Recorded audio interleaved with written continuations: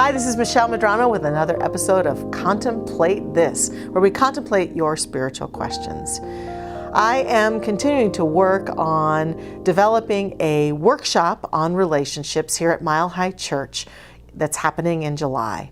And so I've been really thinking about what makes a powerful relationship.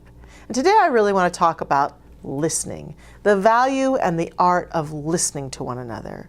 It sure seems like in our world, the divisiveness, and in our own personal world, sometimes the breakdown of communication that occurs between us in all of our relationships is a lack of truly taking a moment to listen to one another. I know that one of the traps that I can fall into when I'm listening to someone, especially if I feel passionately about what we're talking about, or I'm having an emotional reaction to what we're talking about, or I'm even in conflict with the person I'm listening to, is that my mind starts to go to what I want to say as soon as they stop talking versus really hearing them and trusting that when they're complete speaking, I can speak my mind and heart.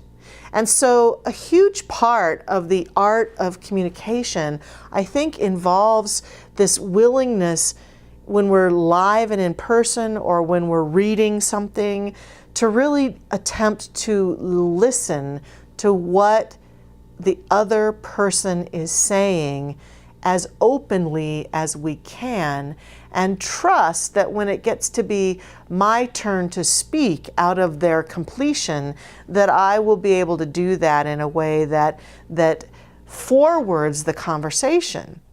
That can't happen if I fall into this, I've got to get my words in, or I don't want to forget to tell them that, or I want to be sure that they get my part. That's all somewhat part of the ego mind that really wants to get ours in and see sometimes our relationships as a debate that we're having versus a conversation, an opportunity to connect. And so listening for me then becomes a portal of connection with another person, an opportunity to really hear someone. And in that regard, I have found some of the most graceful, sweet moments in my relationships to be a moment where I could feel that combative mind wanting to kick in, and I could just take a deep breath and even just tell myself, just calm down, let's get your head out of the way, really hear what this person is saying, and really allow yourself to be present to them. And even recognize that in that process, I might have missed something that they were saying. And before I jump in and get my words in, have the graciousness to say, now, could you please tell me what you're saying again? I really want to hear it. And that is so connecting.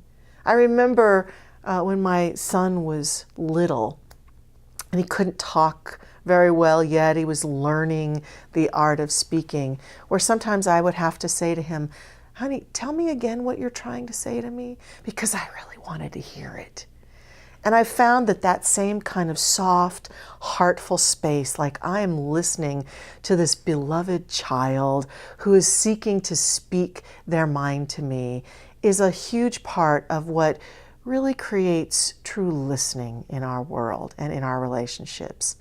So I'm urging all of us to practice deeper listening, whether it's a live conversation or whether it's online, just listening to something someone's writing about, or reading an article, or listening to a news story or a story. Listening with an open mind and an open heart, rereading, re-looking at what someone just said, really not moving forward and sharing what you have to say or what I have to say until we're sure we've heard clearly what the other person has said. And sometimes the way we demonstrate that is we feed it back to them. Okay, here's what I heard you're saying. You're saying that sometimes I'm not really present. You're saying that sometimes you don't feel really heard by me, or sometimes you don't feel like I really truly understand what you're saying. Is that what I just heard you say? Wow, that goes a long way towards someone feeling really heard, towards connection. Listen. Thanks for listening to me today, for tuning in. Have a wonderful week.